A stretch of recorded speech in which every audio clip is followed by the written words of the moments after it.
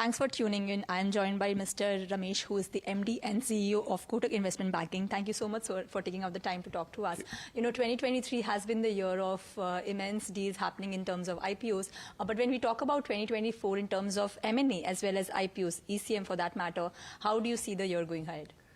I think if you look at the rare mirror window, I think 23 was reasonably better than 22 as far as capital markets was concerned. But when we take an outlook at 24 and a little beyond 24, let's say the early part of 25, I think the outlook seems good both on advisory and ECM. I think on expected lines, we are expecting lots of domestic and international money to be available to invest in new companies. So that will help propel the IPO market with larger deals than what we saw in 2023. The sell-down activity is likely to continue in its robustness. And when we are having conversations with corporates and financial sponsors, I think the general deal pipeline looks quite healthy as far as advisory is concerned. So we expect that also to gather momentum over the next 12 to 18 months. But last year we saw mostly mid-sized deals, in terms of value that for that matter. But do you see kind of big-sized deals happening in this year and next year as well? Yes, I would say that 2023 was a bit of an exception when it comes to smaller sized IPOs that got listed. They were from good companies in general, but they were smaller in size. But when we take a look at 24 and a little beyond 24, at least our pipeline reflects larger companies in terms of market cap. And I therefore expect the float sizes to be much larger than what we saw in 23. In terms of being an investment banking firm, I'm sure you must have quite a year last year, given the kind of activities and deals that you were involved in. So would you help us understand, from M&A as well as from ECM, how has Kotak performed in terms of the contribution? I would say that 2023 was a good year, was a good or very good year. I think there were two activities that stood out in the investment banking side. One was IPOs and second was sell downs. I think we had a reasonably good share in both of them.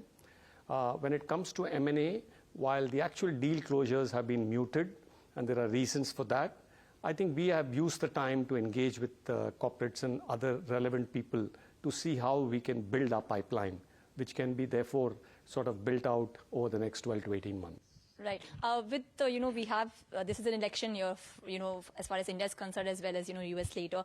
Do you see that kind of impacting the market sentiment in the second half or even in the first half?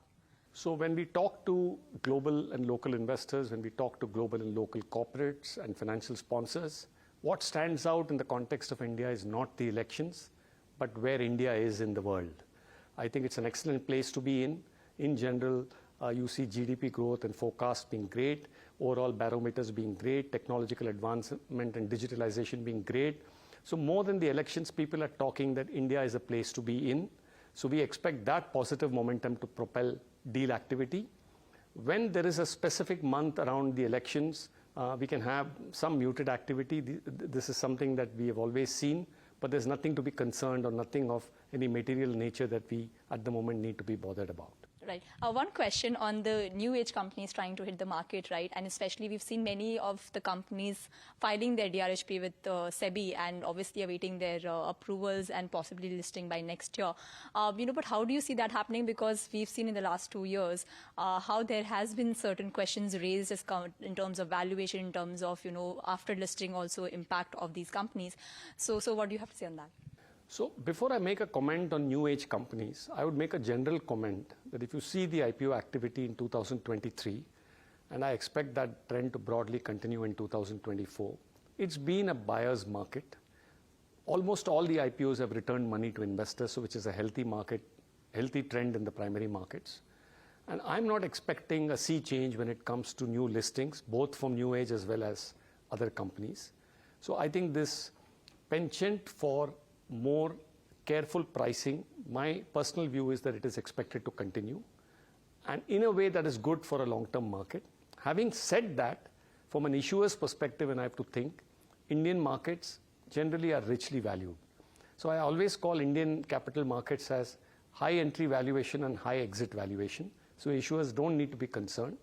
At the same time, if there have been IPOs in 2021 in the high phase of the bull run, where pricing excesses have happened, I think there is a lot better focus on pricing of IPOs today. Of course, it can get better, but I expect that will give its own positive momentum to how deals are cleared in the coming 12 to 18 months. When you have these talks with the investors as well as the management of these companies who are planning to hit the market, how much have you seen the focus being shifted to profitability over growth, especially in terms of new age companies? So I think in general, I would say that it has changed to something we call as profitable growth. Mm-hmm. I think if the phenomenon a few years back was about growth and growth, I think it's profitable growth.